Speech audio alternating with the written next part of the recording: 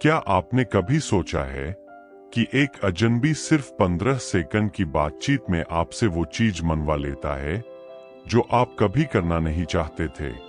एक सेल्समैन आपके सामने कुछ भी नहीं रखता, फिर भी आप दुकान से कुछ खरीद कर निकलते हैं।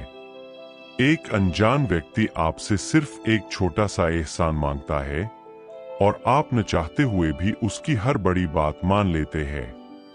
सच यह है कि हमारा दिमाग हर पल हजारों फैसले खुद नहीं लेता, वो शॉर्टकट ढूंढता है। और यही शॉर्टकट, यही अदृश्य बटन कुछ लोग जानबूझकर दबाना सीख जाते हैं। एक अमेरिकी मनोवैज्ञानिक ने 3 साल तक अपनी पहचान छुपाकर सेल्समैन, फंडरेजर और मार्केटिंग एजेंट के रूप में काम किया, सिर्फ यह समझने के लिए कि आखिर लोग हाँ कैसे कहलवाते हैं। जो उसने खोजा वो आज भी दुनिया भर की कंपनियां, नेता और यहां तक कि ठग भी इस्तेमाल करते हैं, अक्सर आपकी जानकारी के बिना। तो अगर आप जानना चाहते हैं कि आपका दिमाग कब और कैसे इस्तेमाल किया जाता है, और सबसे जरूरी कैसे आप इससे खुद को बचा सकते हैं, तो यह वीडियो पूरा देखिए। इससे पहले कि हम आगे बढ़े, अगर आप पहली बार गोलरी बुक्स पर आए हैं तो चैनल को सब्सक्राइब कर लीजिए, क्योंकि यहाँ हम हर हफ्ते जिंदगी बदलने वाली किताबों का सार लेकर आते हैं।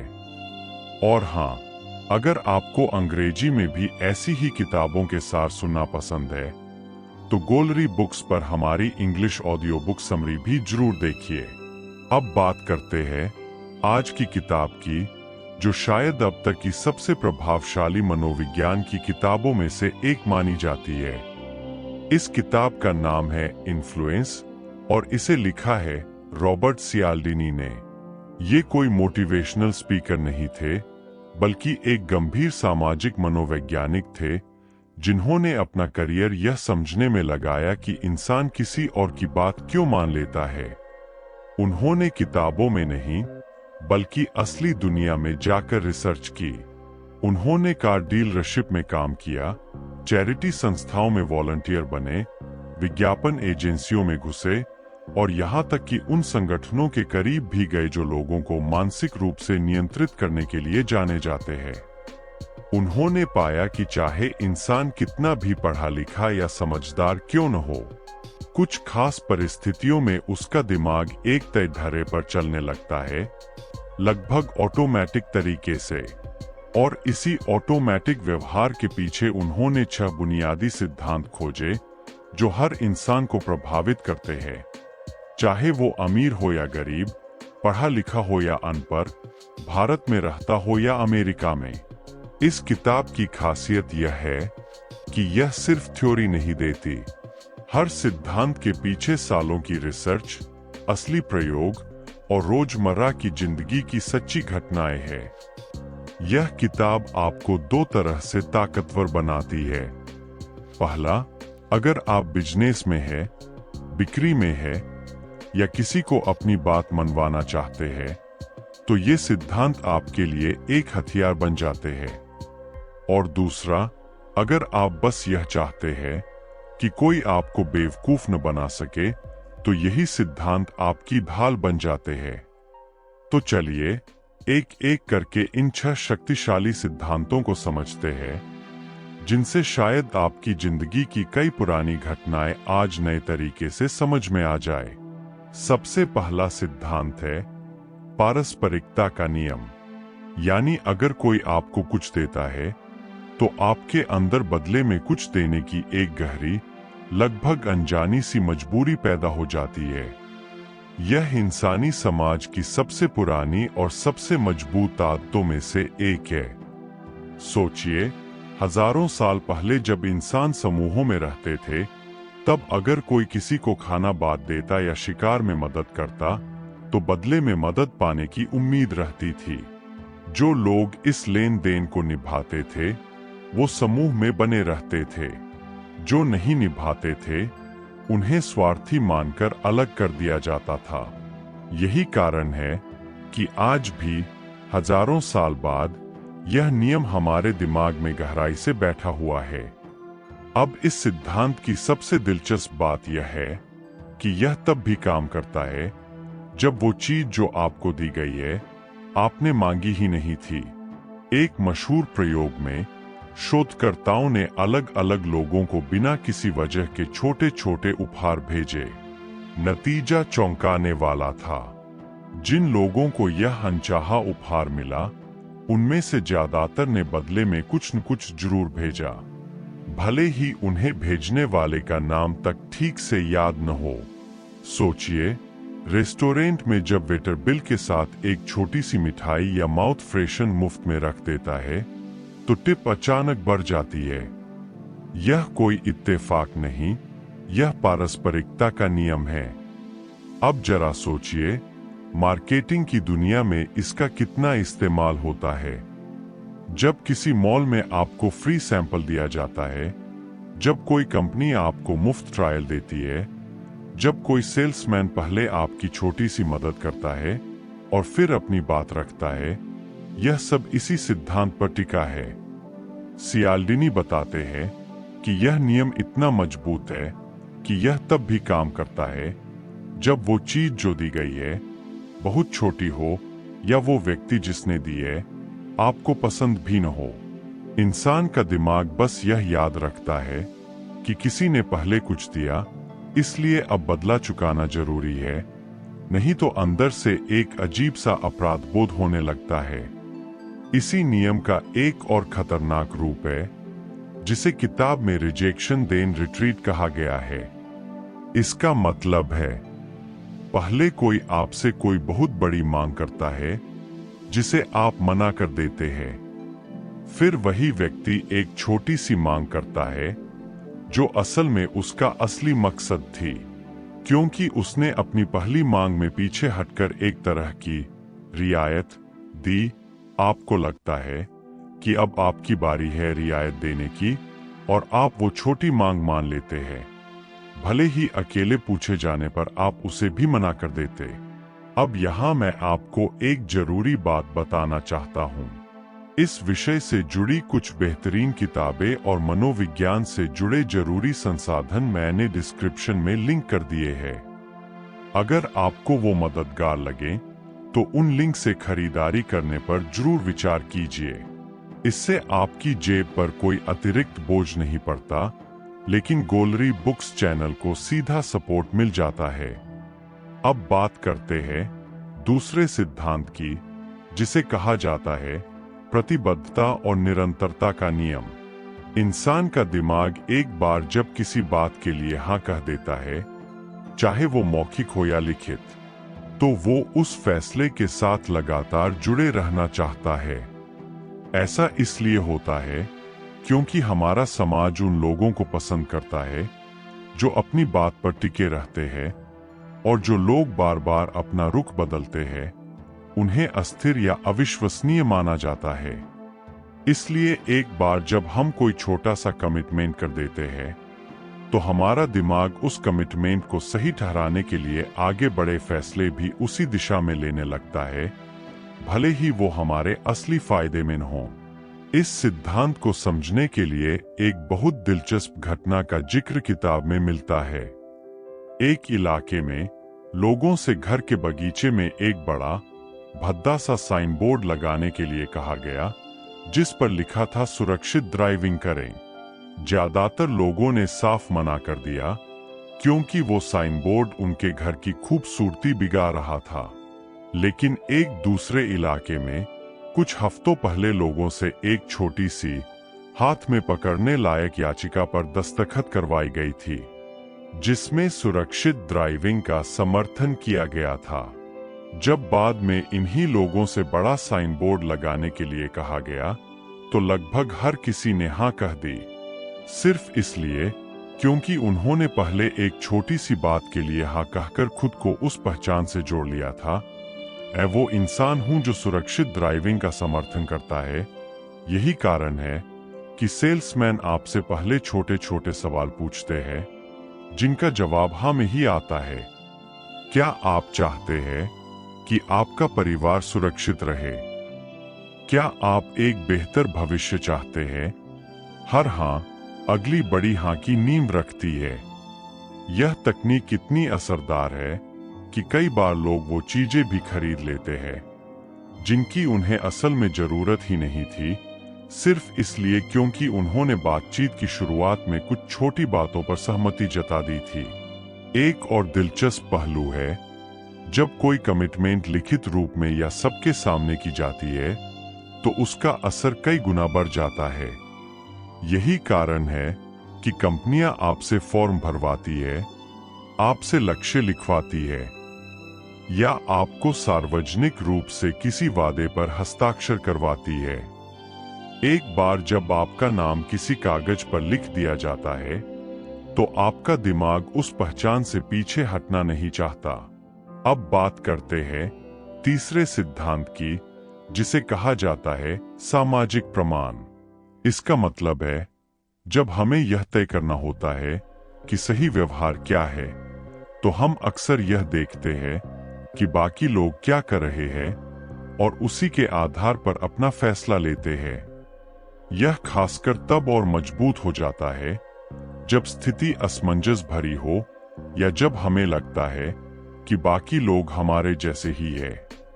किताब में एक बेहद चौंकाने वाली घटना का जिक्र है जिसे किट्टी जेनोविच केस कहा जाता है। न्यूयॉर्क में एक महिला पर सरेआम हमला हुआ और आसपास के दर्जनों लोगों ने यह सुना या देखा, लेकिन किसी ने भी तुरंत मदद नहीं की। लोगों को लगा कि जब इतने सारे लोग देख रहे हैं तो जरूर किसी और ने पुलिस को बुला ही लिया होगा। इसे मनोविज्ञान में जिम्मेदारी का बंटवारा कहा जाता है और यह सामाजिक प्रमाण के सबसे खतरनाक रूपों में से एक है। जब भीड़ बड़ी होती है तो अक्सर हर व्यक्ति यह सोचकर चुप रह जाता है कि कोई और आगे आएगा, लेकिन इसी सिद्धांत का इस्तेमाल मार्केटिंग में बड़े ही चालाकी से किया जाता है। जब किसी प्रोडक्ट पर लिखा होता है सबसे ज्यादा बिकने वाला, जब किसी ऐप पर लिखा होता है 10 लाख लोगों ने डाउनलोड किया, जब किसी होटल के कमरे में लिखा होता है ज्यादातर मेहमान अपना तौलिया दोबारा इस्तेमाल करते हैं, यह सब आपके अंदर यह भावना जगाने के लिए होता है कि बाकी लोग यह कर रहे हैं, इसलिए यह सही होगा। यहाँ तक कि रेस्टोरेंट में टिप जार में पहले से कुछ पैसे डाल दिए जाते हैं ताकि आने वाले ग्राहक को लगे कि टिप देना ही सामान्य बात है। सोशल मीडिया के इस दौर में यह सिद्धांत और भी ताकतवर हो गया है। लाइक्स, फॉलोअर्स, कमेंट्स, ये सब कुछ और नहीं बल्कि आधुनिक सामाजिक प्रमाण है। जब हम किसी पोस्ट पर हजारों लाइक देखते हैं तो अनजाने में हमारा दिमाग यह मान लेता है कि यह जरूर कुछ अच्छा या सही होगा, भले ही उसका कोई ठोस आधार न हो। अब बढ़ते हैं चौथे सिद्धांत की तरफ, जिसका नाम है पसंद का नियम। यह सीधा सा सिद्धांत है, हम उन लोगों की बात ज्यादा आसानी से मान लेते हैं जिन्हें हम पसंद करते हैं। लेकिन सवाल यह है कि हम किसी को पसंद क्यों करते हैं? किताब बताती है कि इसके पीछे कुछ खास वजह होती है। शारीरिक आकर्षण, समानता, तारीफ और परिचय। पहली वजह है शारीरिक आकर्षण। रिसर्च बताती है कि जो लोग दिखने में आकर्षक होते हैं उन्हें अक्सर बिना किसी ठोस वजह के भी ज्यादा भरोसेमंद, ज्यादा प्रतिभाशाली और ज्यादा ईमानदार माना जाता है। इसे प्रभामंडल प्रभाव कहा जाता है, जहां एक अच्छी खासियत बाकी सारी खासियतों पर भी अच्छी छाप डाल देती है। दूसरी वजह है समानता। हमें वो लोग ज्यादा पसंद आते हैं जो हमारे जैसे दिखते हैं, हमारे जैसे कपड़े पहनते हैं, हमारी भाषा बोलते हैं या हमारे जैसे विचार रखते हैं। यही कारण है कि अच्छे सेल्स पर्सन अक्सर आपकी बॉडी लैंग्वेज को धीरे धीरे कॉपी करते हैं, आपकी बातों से सहमति जताते हैं और यह दिखाने की कोशिश करते हैं कि वो भी बिल्कुल आपके जैसे ही है। तीसरी वजह है तारीफ। हम इंसानों को तारीफ इतनी पसंद होती है कि कई बार हम यह जानते हुए भी कि वो तारीफ झूठी या स्वार्थ से भरी है, फिर भी उस व्यक्ति के प्रति नरम पड़ जाते हैं। और चौथी वजह है बार बार का परिचय और साथ का जुड़ाव। जिन चीजों या लोगों को हम बार बार देखते हैं या जिनके साथ हमारा सुखद अनुभव जुड़ा होता है, हम उन्हें अपने आप पसंद करने लगते हैं। यही कारण है कि विज्ञापन कंपनियां अपने प्रोडक्ट को खुशी, हंसी और अच्छे पलों के साथ दिखाती है, ताकि वो सकारात्मक भावना धीरे धीरे प्रोडक्ट से जुड़ जाए। अब पांचवा सिद्धांत आता है, जिसे कहा जाता है अधिकार या सत्ता का नियम। बचपन से ही हमें सिखाया जाता है कि जो व्यक्ति ज्यादा जानकार, ज्यादा अनुभवी या ज्यादा ऊंचे पद पर है, उसकी बात मान लेनी चाहिए। यह सिद्धांत हमें रोजमर्रा की जिंदगी में समय और मेहनत बचाने में मदद करता है, क्योंकि हम हर बात को खुद जांचने की जगह विशेषज्ञों पर भरोसा कर लेते हैं। लेकिन यही आदत कई बार हमारे खिलाफ भी इस्तेमाल हो जाती है। किताब में एक बेहद प्रसिद्ध और डरावने प्रयोग का जिक्र है, जिसमें आम लोगों को एक सफेद कोट पहने वैज्ञानिक जैसे दिखने वाले व्यक्ति के निर्देश पर किसी अनजान व्यक्ति को बिजली के झटके देने के लिए कहा गया। हैरानी की बात यह है कि बहुत से सामान्य, अच्छे स्वभाव के लोग सिर्फ इसलिए यह करने को तैयार हो गए क्योंकि निर्देश देने वाला व्यक्ति एक अधिकारी जैसा दिख रहा था। यह प्रयोग दिखाता है कि अधिकार का प्रतीक, चाहे वो वर्दी हो, टाइटल हो या महंगी गाड़ी हो, हमारे फैसलों को कितनी गहराई तक प्रभावित कर सकता है। यही कारण है कि विज्ञापनों में डॉक्टर का कोट पहने कलाकार या एक्सपर्ट कहे जाने वाले लोग प्रोडक्ट बेचते नजर आते हैं। यही कारण है कि कई ठग खुद को बैंक अधिकारी, पुलिस अधिकारी या सरकारी विभाग का व्यक्ति बताकर लोगों को आसानी से बेवकूफ बना लेते हैं। सिर्फ एक टाइटल, एक वर्दी या एक आत्मविश्वास भरी आवाज हमारे अंदर के सवाल उठाने की शक्ति को कमजोर कर देती है। और अब बातें हैं छठे और आखिरी मुख्य सिद्धांत पर, जिसे कहा जाता है कमी या दुर्लभता का नियम। इंसान के दिमाग में एक अजीब सी बात होती है, जो चीज जितनी दुर्लभ या सीमित लगती है, वो उतनी ही ज्यादा कीमती और आकर्षक लगने लगती है। यह इसलिए होता है क्योंकि हमारा दिमाग किसी अवसर को खोने के डर को उसे पाने की खुशी से कहीं ज्यादा तीव्रता से महसूस करता है। एक प्रयोग में शोधकर्ताओं ने लोगों को एक जैसी कुकीज दिखाई, लेकिन एक जार में सिर्फ 2 कुकीज थीं और दूसरे में 10। हैरानी की बात यह रही कि लोगों ने उन कुकीजों को ज्यादा स्वादिष्ट बताया जो सीमित संख्या में थीं, भले ही दोनों जार की कुकीज बिल्कुल एक जैसी थीं। यही कारण है कि जब किसी वेबसाइट पर लिखा आता है सिर्फ 2 सीटें बची है, या यह ऑफर सिर्फ आज रात तक, या स्टॉक खत्म होने वाला है, हमारे अंदर तुरंत खरीदने की जल्दबाजी आ जाती है, भले ही हमें उस चीज की उतनी सख्त जरूरत न हो। एक और दिलचस्प पहलू है, जब किसी चीज पर पाबंदी लगाई जाती है तो लोग उसे पाने के लिए और ज्यादा बेताब हो जाते हैं। बच्चों को जिस खिलौने से मना किया जाता है वो उन्हें सबसे ज्यादा आकर्षित करता है। जिस किताब पर बैन लगता है उसे पढ़ने की उत्सुकता कई गुना बढ़ जाती है। यह इंसानी स्वभाव है। आजादी छीनने का डर हमें उस आजादी को वापस पाने के लिए बेचैन कर देता है। अब यहाँ एक बार फिर मैं आपको याद दिलाना चाहूंगा, अगर आपको आत्मविकास और मनोविज्ञान से जुड़े प्रोडक्ट्स में दिलचस्पी है तो डिस्क्रिप्शन में दिए गए लिंक जरूर देखिए। वहां से खरीदारी करने पर आपको कोई अतिरिक्त खर्च नहीं करना पड़ता, लेकिन इससे हमारे चैनल को आगे बेहतर कंटेंट बनाने में मदद मिलती है। अब सवाल यह उठता है, अगर यह सारे सिद्धांत हमारे खिलाफ इस्तेमाल किए जा सकते हैं तो हम खुद को कैसे बचाएं? सियाल्डिनी इसका बहुत सीधा जवाब देते हैं। पहला कदम है जागरूकता। जब आप जानते हैं कि यह 6 सिद्धांत मौजूद है और आप पहचानने लगते हैं कि कोई इनका इस्तेमाल आप पर कर रहा है, तो आधी लड़ाई वहीं जीत ली जाती है। जब कोई सेल्समैन आपको अचानक बहुत ज्यादा दोस्ताना और तारीफ भरा लगे, या जब कोई आपको बार बार यह याद दिलाए कि बहुत कम स्टॉक बचा है, तो एक पल रुककर खुद से पूछिए, क्या मैं यह फैसला अपनी असली जरूरत से ले रहा हूं या किसी मनोवैज्ञानिक ट्रिगर के दबाव में। दूसरा तरीका है, जब आपको लगे कि आपकी भावना जैसे कि जल्दबाजी, अपराध बोध या दबाव बहुत ज्यादा तेज है, तो वही रुक जाइए। असली इच्छा और थोपी हुई इच्छा में फर्क तब सबसे साफ दिखता है जब आप कुछ पल के लिए स्थिति से बाहर निकलकर सोचते हैं।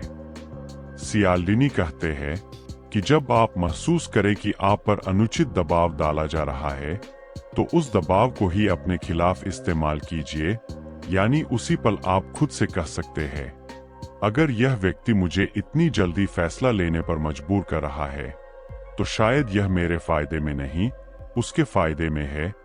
यह किताब सिर्फ यह नहीं सिखाती कि दूसरों को कैसे प्रभावित करें, बल्कि यह भी सिखाती है कि खुद को हेरफेर से कैसे बचाएं। यह किताब हमें यह समझने में मदद करती है कि हमारा दिमाग चाहे कितना भी तार्किक क्यों न लगे, कई बार ऑटोमेटिक शॉर्टकट्स पर चलता है। और जो लोग इन शॉर्टकट्स को समझ लेते हैं, वो न सिर्फ खुद को सुरक्षित रखते हैं, बल्कि दूसरों से ईमानदार और असरदार तरीके से बात करना भी सीख जाते हैं। अगर आपने यह वीडियो यहाँ तक देखा है, तो इसका मतलब है कि आप वाकई अपनी सोच को तेज और साफ बनाना चाहते हैं। और यही वो चीज है जो आपको भीड़ से अलग करती है। याद रखिए, ताकत उन लोगों की नहीं होती जो सबसे ज्यादा प्रभावशाली तरीके अपनाते हैं, बल्कि उन लोगों की होती है जो यह पहचान सकते हैं कि कब और कैसे उनका इस्तेमाल हो रहा है। अगर आपको यह वीडियो पसंद आया हो, तो गोलरी बुक्स चैनल को अभी सब्सक्राइब कर लीजिए, ताकि आपको ऐसी ही जिंदगी बदलने वाली किताबों का सार मिलता रहे। इस वीडियो को लाइक जरूर कीजिए और कमेंट में हमें बताइए कि इन 6 सिद्धांतों में से कौन सा सिद्धांत आपको सबसे ज्यादा दिलचस्प लगा, और क्या आपको याद आ रहा है कि यह किसी ने आप पर कब इस्तेमाल किया था। इस वीडियो को अपने उन दोस्तों के साथ भी जरूर शेयर कीजिए जो अक्सर जल्दबाजी में फैसले ले लेते हैं। हो सकता है यह जानकारी उनकी मदद कर जाए। अगली बार किस किताब का सार सुनना चाहेंगे, यह भी कमेंट में जरूर बताइए। हम कोशिश करेंगे कि वो किताब जल्द ही इस चैनल पर लेकर आए। और एक बार फिर याद दिला दूं, अगर आपको इंग्लिश में भी ऐसी ही बेहतरीन ऑडियो बुक समरी सुननी हो, तो गोलरी बुक्स चैनल पर वो भी उपलब्ध है। और डिस्क्रिप्शन में दिए गए टैग किए गए प्रोडक्ट्स को देखना मत भूलिए। वो आपकी सोच और आदतों को और बेहतर बनाने में मदद कर सकते हैं। मिलते हैं अगली किताब के साथ। तब तक के लिए खुद का ख्याल रखिए और सोच समझकर फैसले लीजिए।